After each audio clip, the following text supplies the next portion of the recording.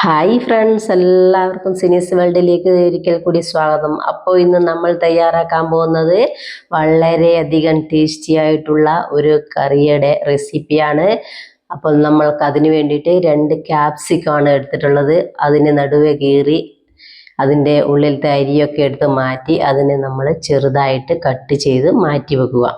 പിന്നീട് നമ്മൾ ചെയ്യേണ്ടത് സ്റ്റൗവിലേക്ക് കടായി വെച്ച് അതിലേക്ക് അല്പം വെളിച്ചെണ്ണ ഒഴിച്ചു കൊടുത്ത് അതിലേക്ക് നിലക്കടലയാണ് ഇട്ട് കൊടുത്തേക്കുന്നത്. അപ്പം നിലക്കടല ഇട്ട് ഒന്ന് ചൂടായി വരുമ്പോൾ നമ്മൾ അതിലേക്ക് കുറച്ച് തേങ്ങാക്കൊത്ത് ഇട്ട് കൊടുക്കുന്നുണ്ട്. അപ്പോൾ അതിനുശേഷം നമ്മൾ അതിലേക്ക് 3-4 കഷ്ണം ഇഞ്ചി, 5-6 വെളുത്തുള്ളിയും കൂടി ഇട്ട് കൊടുത്ത് ഇതിനെ ഒന്ന് നന്നായിട്ട് വറുത്തെടുക്കേണ്ടതുണ്ട്. അപ്പോൾ ഈ ഒരു സ്റ്റേജ് ആകുമ്പോൾ നമ്മളിതിനെ കോരി മാറ്റി ജാറിലേക്ക് ഇട്ട് കൊടുക്കുക. അപ്പം അങ്ങനെ എല്ലാം തന്നെ ജാറിലേക്ക് കോരി മാറ്റിയിട്ട് ശേഷം അതിലേക്ക് 2 മീഡിയം സൈസിലുള്ള തക്കാളിയാണ് ഇട്ട് കൊടുക്കുന്നത്. അതും കൂടി ഇട്ട് കൊടുത്ത് നന്നായിട്ട് അരച്ചെടുക്കുക. പിന്നീട് നമ്മൾ അതേ കടായിലേക്ക് തന്നെ അല്പം കൂടി വെളിച്ചെണ്ണ ഒഴിച്ച് അതിലേക്ക് ചെറിയ ജീരകം 1/4 ടീസ്പൂൺ, ഒരു 5-10 കുരുമുളക്, ഒരു സവോള കട്ട് ചെയ്തത് ഇത്രയും ഇട്ട് കൊടുത്തതിന് ശേഷം സവോളയൊക്കെ ഒന്ന് നന്നായിട്ട് വഴറ്റിയെടുക്കണം. അപ്പം നല്ലപോലെ വഴണ്ടി വരുന്നവരെ നമ്മളിതിനെ ഇളക്കിക്കൊണ്ടേയിരിക്കുക. അപ്പം നമ്മൾ സവോളയൊക്കെ നന്നായിട്ട് വഴണ്ടി വന്നിട്ടുണ്ട്. അതിലേക്ക് നമ്മൾ അരച്ച് വെച്ച അരപ്പം കൂടി ഇട്ട് കൊടുത്ത് അതിലേക്ക് കുറച്ച് വെള്ളവും കൂടി ചേർത്ത് കൊടുത്ത് നമ്മളതിനെ ഒന്ന് നന്നായിട്ട് വേവിച്ചെടുക്കണം. അപ്പം നമ്മൾ അരപ്പൊക്കെ ഒന്ന് നന്നായിട്ട് വെന്ത് വരുന്നത് വരെ നമ്മളൊന്ന് അതിനെ അടച്ച് വെച്ച് വേവിച്ചെടുക്കുക. അപ്പം നമ്മൾ അതിലെ എണ്ണയൊക്കെ തെളിഞ്ഞ് വരുന്ന ടൈം വരെ കുക്ക് ചെയ്യുക. ഇതാ ഈ ഒരു സ്റ്റേജ് ആകുമ്പോഴത്തേനും നമ്മൾ അതിലേക്ക് മസാലകളൊക്കെ ചേർത്ത് കൊടുക്കണം.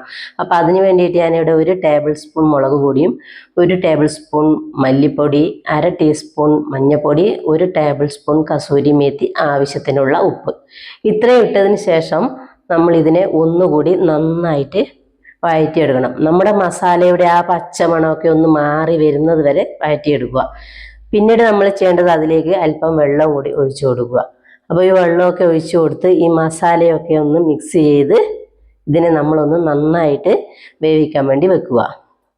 അത് ആ ഒരു സമയത്തേക്ക് നമ്മൾ വേറൊരു കടായി വെച്ച് അതിലേക്ക് അല്പം വെളിച്ചെണ്ണ ഒഴിച്ച് അതിലേക്ക് നമ്മുടെ കട്ട് ചെയ്ത ക്യാപ്സിക്കവും കൂടി ഒന്ന് ഇട്ട് കൊടുത്ത് ഇതിനെ ഒന്ന് നന്നായിട്ട് വഴറ്റിയെടുക്കുക. അപ്പോൾ ഇതിനൊന്ന് നന്നായിട്ട് വഴറ്റിയെടുത്തതിന് ശേഷം നമ്മളെ മസാലയിലേക്ക് ഈ ക്യാപ്സിക്കം ഇട്ട് കൊടുക്കുക. അപ്പം നമ്മൾ മസാലയൊക്കെ വെള്ളമൊക്കെ വറ്റി നല്ല എണ്ണയൊക്കെ തെളിഞ്ഞ് വന്നിട്ടുണ്ട്. ആ ഒരു സമയത്തേക്ക് നമ്മൾ അതിലേക്ക് 1/2 കപ്പ് തൈരും കൂടിയാണ് ഒഴിച്ചു കൊടുക്കുന്നത്. അപ്പോൾ തൈര് ഒഴിച്ചു കൊടുത്തതിന് ശേഷം ഒന്ന് നന്നായിട്ട് മിക്സ് ചെയ്യുക. അധികം പുളിയില്ലാതെ തൈര് വേണം ഒഴിച്ചു കൊടുക്കാൻ വേണ്ടിയിട്ട്. അപ്പം നമ്മളെ ക്യാപ്സിക്കം കൂടെ അതിലേക്ക് ഇട്ട് കൊടുത്ത് ഇതിനെ ഒന്ന് ഈ മസാലക്കകത്ത് കിടന്ന് ഒന്ന് നന്നായിട്ട് മിക്സ് ചെയ്തെടുക്കുക. അപ്പോൾ അത് നന്നായിട്ടൊന്ന് വെന്ത് വരുന്നവരെ ക്യാപ്സിക്കവും മസാലയും ഒക്കെ നന്നായിട്ട് പിടിച്ച് വരുന്നവരെ നമ്മളിതിനെ കുക്ക് ചെയ്തെടുക്കണം. അപ്പം നന്നായിട്ട് നമ്മളെ ഗ്രേവിയൊക്കെ ഒന്ന് വറ്റി വരുന്നത് വരെ സ്റ്റൗവിൽ തന്നെ വെക്കുക. അപ്പം ലോ ഫ്ലെയിമിലൊന്നും വെക്കണ്ട, മീഡിയം ഫ്ലെയിമിൽ തന്നെ വെക്കുക. ലാസ്റ്റ് സ്റ്റേജിൽ നമ്മൾ ചെയ്ത് കൊടുക്കുന്നത് അല്പം മല്ലിയിലയും കൂടെ ഇട്ട് കൊടുക്കുകയാണ്. അപ്പം ആ മല്ലിയിലയും കൂടെ ഇട്ട് കൊടുത്തു കഴിഞ്ഞാൽ നമ്മളുടെ പണി ഇവിടെ തീർന്നു. അപ്പം നമ്മുടെ കറി ഇവിടെ റെഡി ആയിട്ടുണ്ട്. എല്ലാവരും ഒന്ന് ട്രൈ ചെയ്യുക, ഫീഡ്ബാക്ക് അറിയിക്കുക. Bye bye.